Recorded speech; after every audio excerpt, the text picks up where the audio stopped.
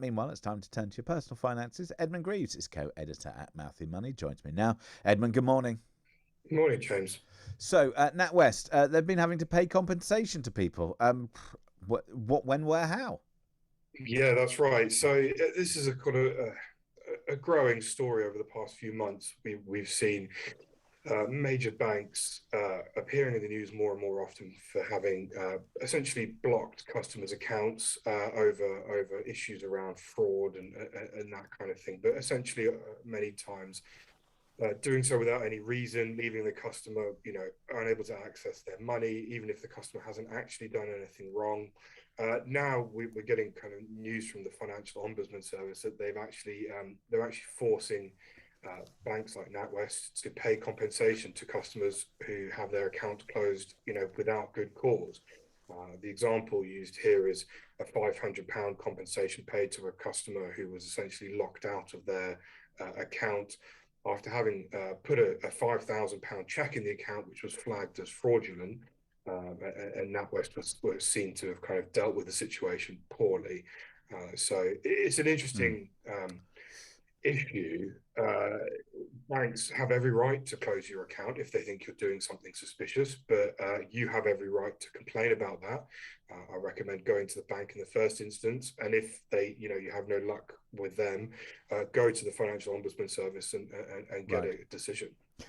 Now, talking of closing bank accounts, they're not the only people. What about M&S? Yeah, funnily enough, so M&S Bank is actually shutting down all its current accounts. Today is the last day for customers to either switch away or close their accounts. They have to do that by 4:30 p.m. today. Otherwise, they won't be able to access their money anymore, and they will have to call M&S Bank in order to find a way to sort that out. Total mess. Meanwhile, more people are working into their 60s than ever before. I mean, in some respects, you think, poor older people having to work. But then on the other hand, we are living longer, and ultimately, that's partly what we're doing. But I'm assuming it's also pandemic related too.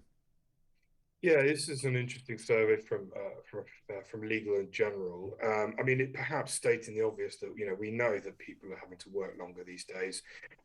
The kind of principal reason for that are things like state pension age rising, pensions are not kind of as gold plated as they used to be. But the research found that since 1992, the number of people over 50 in work has increased from just 31% in 1992 to now over 42% in 2020. And obviously that trajectory is continuing upwards. Like you say, there's a few different things at play here. Changing in demographics, people are able to do, desk jobs longer. In the past, people were working in more manufacturing jobs and this kind of thing, which was harder to do into older age.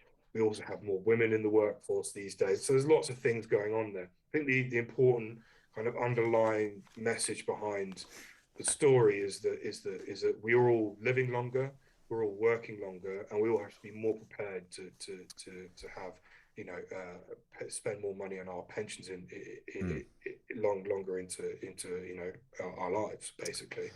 And that's it. That is. There we go. Edmund, thank you very much indeed for joining us this morning. That's Edmund Greaves, co-editor at Mouthy Money.